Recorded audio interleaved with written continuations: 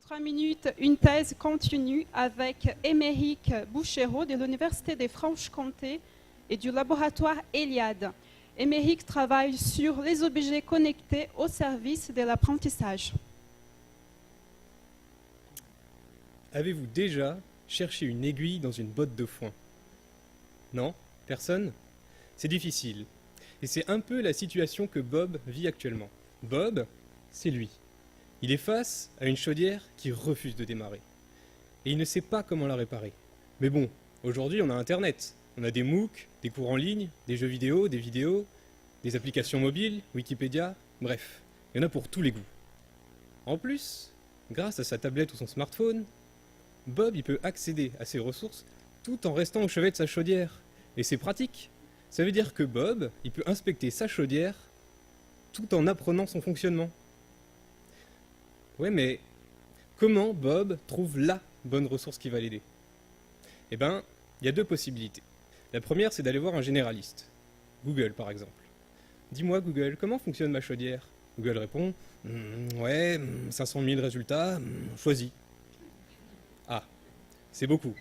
Et comme c'est un généraliste, ces résultats, ils sont pertinents, ils sont aussi farfelus, et ils sont aussi hors sujet.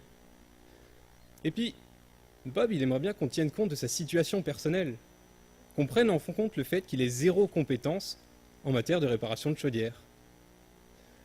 En fait, ce qu'il faudrait, c'est un spécialiste, le Bruce Lee des ressources d'apprentissage, quelqu'un qui maîtrise le sujet.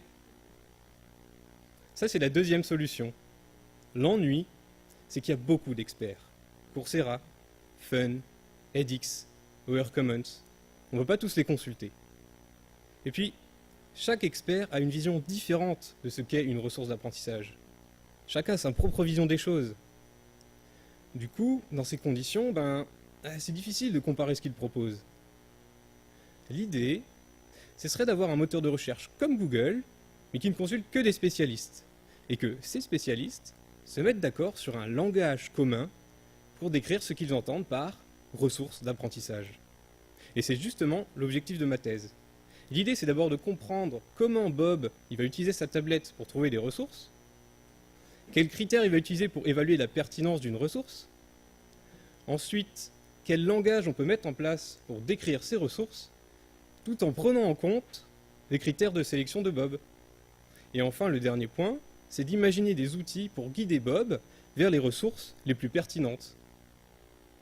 Finalement, mon objectif, c'est de favoriser l'accès aux ressources d'apprentissage qui soient les plus pertinentes pour Bob. C'est faire en sorte que vous ne passiez pas des heures, comme Bob et moi, à chercher comment réparer votre chaudière. Merci.